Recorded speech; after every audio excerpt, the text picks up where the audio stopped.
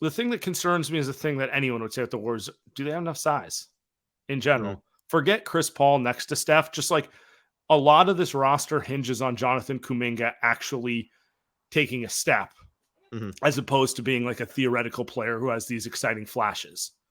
If he takes a step, that's another 6'8" wing. That's like your Harrison Barnes type. And then you can, they're still undersized, but it's kind of a Warriors-y thing between Wiggins, Klay, Draymond. You throw Kuminga in there. It's a lot of wings to mess with, right?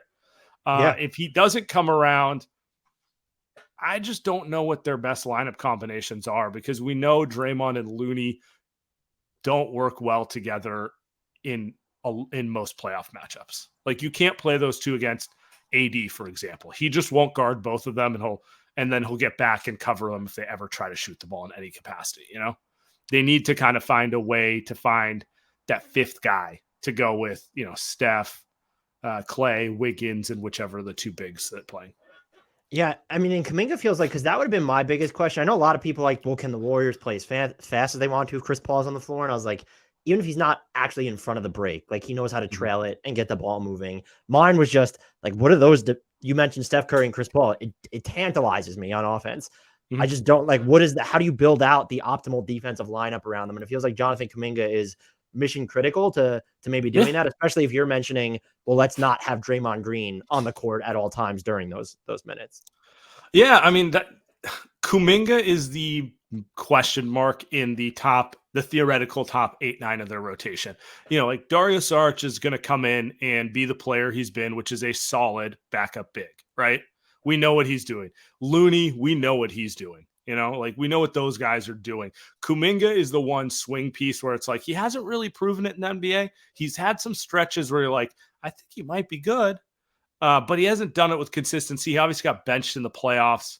That felt more disciplinary at times. That felt more like Steve trying to get him to buy in than like a matchup thing. But all roads kind of lead back to him as their one development gamble. So when you're looking at him, if we look back on this season, and it is the breakout campaign for Jonathan Kuminga, if you were to finish this sentence, Jonathan Kuminga broke out because, like, what is the one or maybe even two things that you'll be watching the most closely about how he fits and fares within this rotation? Rebounding. That's the one. That'd be nice. I think I would like to say his jump shot, but I don't think it's realistic to expect him to be a great shooter yet by any, or even just like a confident one. What they need him to do is be a guy who can use his athleticism to make effort plays, and rebounding is the one they continue to focus on with him. So if he becomes a more aggressive, remember 2 years ago in the playoffs, Andrew Wiggins started rebounding like crazy, and we're all like, huh? Where's that been for 7 years, right? But like, that was what they needed.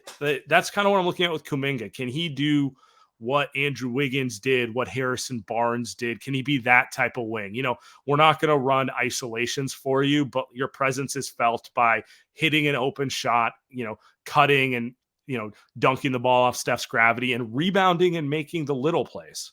That's kind of what they want from him. And that's been the issue the past 2 years, where he sees himself as, a guy gets the ball in his hands and doing certain things. It's, in some ways, it's really reminiscent of kind of young Andrew Wiggins. So it felt like, at least when I was watching them, there were more of those little defensive plays from him, even if sometimes it probably took him out of position to get rebounds, which is a focus that, but so that's encouraging. Are they prepared? Because you mentioned this, like, there's an urgency just because Steph is Steph right now, but you look at this roster makeup, it does seem like they're prepared to give him a longer rope this year, or at least I don't want to limit his freedom to fail, but like, it feels like there's a really big belief that he is going to make that leap into consistency this season.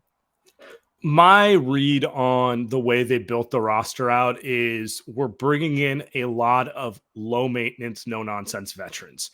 Corey Joseph comes to mind, just 10-year pro, he good locker room guy. He's going to help the younger players. They brought GP2 back, beloved, ultimate teammate, would never complain. If he gets a DMP 3 games in a row, he's still going to be doing the good teammate stuff. Dario, they brought in a bunch of those guys. And in some ways, it's because last year they over-indexed going young. Mm-hmm. And the other way you can look at it is, if you want to give a guy like Kuminga the space to succeed, surrounding him with those type of guys is going to be way more beneficial for him. I think Rudy Gay is going to end up getting the last roster spot they have.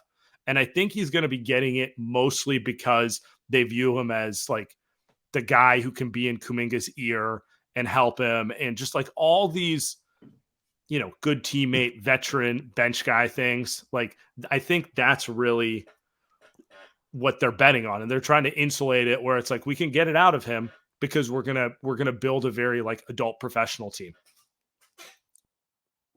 The Klay Thompson stuff, are we supposed to really read anything into the whole, will he be defending some power forwards? Like, what is it actually changing about what he did defensively last year, which was still miles away from how they were using him defensively a few years ago? So I don't understand why there's all of a sudden this uproar on social media about it. Steve I think he knew exactly what he was doing. So he knew it'd get you say power forward, it like makes people think he's going to be defending Karl Malone, like that even exists in the NBA. You know, like he's a wing. He's going to be guarding bigger wings.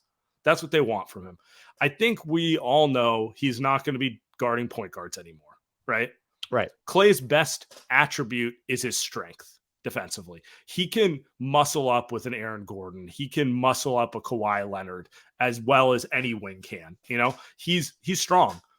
But if he's going to be the guy guarding those type of wings, there has to be a little more focus on off-ball defense, a little more awareness in terms of being a help defender, and just you got to help a little more on the glass too. You know, No one's asking Klay to become a 10 rebound per game guy, but you can't have it can't be like, you know, Klay of the early years of the dynasty where it's like 25 points, 1 assist, 2 rebounds. You know, I need a little more out of you there, and I think that's what he means by power forward. Power forward, it's essentially it's like you're not going to be on ball. You're going to be off ball. So I need you to actually be a help defender. I need you to not fall asleep off ball.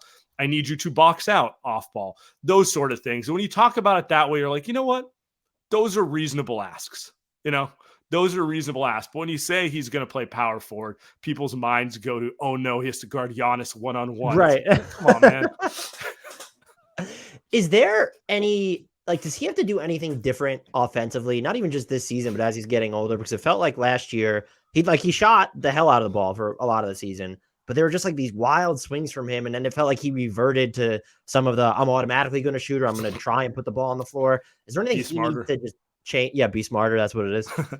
I think the big takeaway, like the Lakers series, obviously that's the worst playoff series I've seen him play. He was, I mean, he tried to like talk about game 6 Klay and then goes out 3 for 19, you know, like it was kind of a shitty way to go out.